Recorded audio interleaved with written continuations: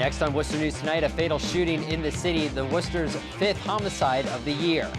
Plus, an important step in the city's fight against the opioid epidemic. Professionals teach the public how to use Narcan. Good evening. Thanks for joining us. I'm Andy Madison. The opioid epidemic across New England has authorities scrambling for answers, and tonight dozens gathered to learn how to use naloxone, also known as Narcan, which some feel might help in the battle against addiction. Officers from the Worcester Police Department led the Narcan training tonight at the Worcester Public Library.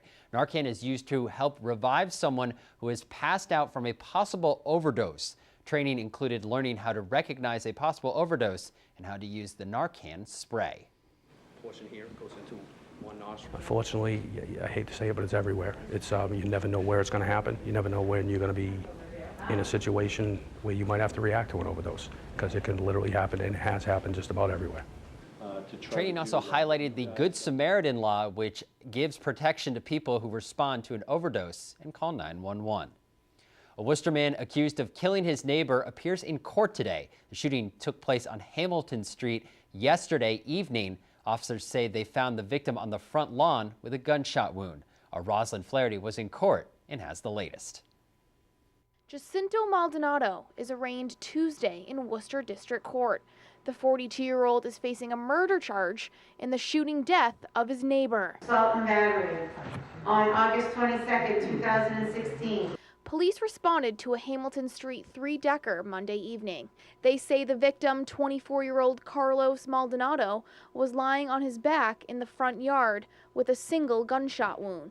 Officers found Jacinto Maldonado behind the building, lying on the ground. Sergeant Carrie Hazelhurst says their preliminary investigation indicates the shooting was a result of an ongoing dispute between neighbors.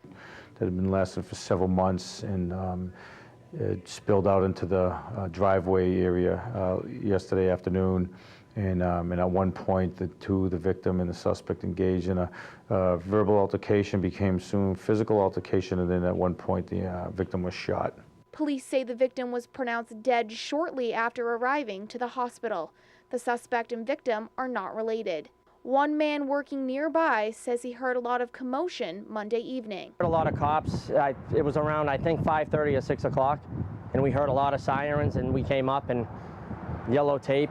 Some longtime residents seem surprised, saying this kind of violence is not common in the neighborhood. Generally, this is a safe side of the city, and these days, I don't think any part's safe anymore. Rosalind Flaherty, Worcester News Tonight. The suspect in a 2015 killing has returned to Worcester from the Dominican Republic.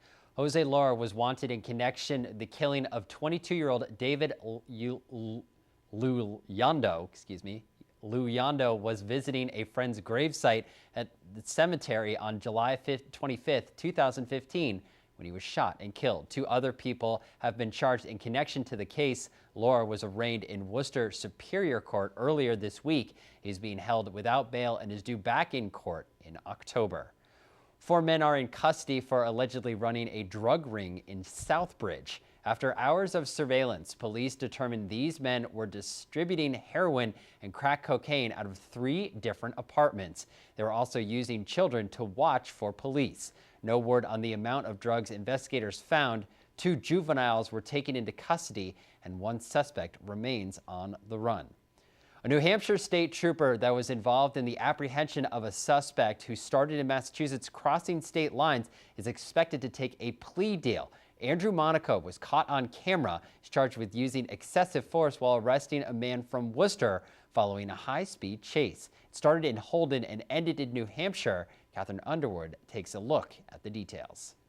May 11th, 2016. Our news chopper captures video of Richard Simone Jr. leading police on a high-speed chase into Nashua. It also captures what the New Hampshire Attorney General calls excessive force. Massachusetts trooper Joe Flynn, seen in blue on the right, and New Hampshire trooper Andrew Monaco, seen in green on the left, allegedly throwing punches as Simone appears to surrender. Both troopers were put on leave and charged with misdemeanor simple assault. Tuesday, NECN Investigates was the first to learn of a huge break in the case. Trooper Monaco will not face any jail time as part of a plea deal he's expected to take Thursday. A source tells NECN, under the agreement, Monaco would have to take anger management classes, give up his law enforcement certification and his right to carry a firearm, issue a public apology to Simone, and pay for his medical expenses. Monaco will also be expected to testify in any related criminal proceedings. That might include the case against Massachusetts trooper Joe Flynn, which is still pending. Flynn's attorney, Ron Caron, told us over the phone Joe Flynn has committed no crime, and I think the state knows that. When asked about the possibility of Monaco testifying against Flynn,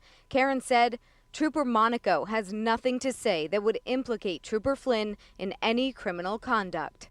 Catherine Underwood for Worcester News Tonight.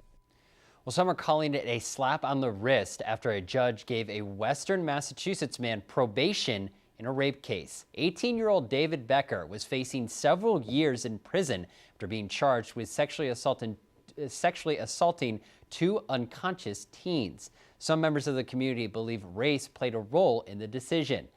Jonathan Cho has the story. It's just a slap on the wrist. Marsha Devenich believes class status and white privilege. If this happened to a young man of color, I think the situation would have been totally different. Allowed 18-year-old David Becker to avoid jail time. I mean, I can see both sides. But Joanne Izzo believes this light sentence can help rehabilitate Becker's promising young life. He needs to really show that he will change. In April, authorities say he sexually assaulted two unconscious 18-year-old classmates from East Longmeadow High School at a house party, fondling them in their drunken state. Initially, the young women did not report the incident until rumors started to spread around the high school. Prosecutors eventually charged Becker with rape and indecent assault, and after several court hearings, wanted him behind bars for 2 years. Instead, last week in Palmer District Court, Judge Thomas Estes ordered Becker's case continued without a finding, which means he now gets 2 years probation. And if Becker stays away from his victims, completes sex offender treatment, remains drug and alcohol free, there will be no conviction on his record, and he won't have to register as a sex offender. And the judge is even allowing Becker to complete his probation in Ohio, where he plans on attending college.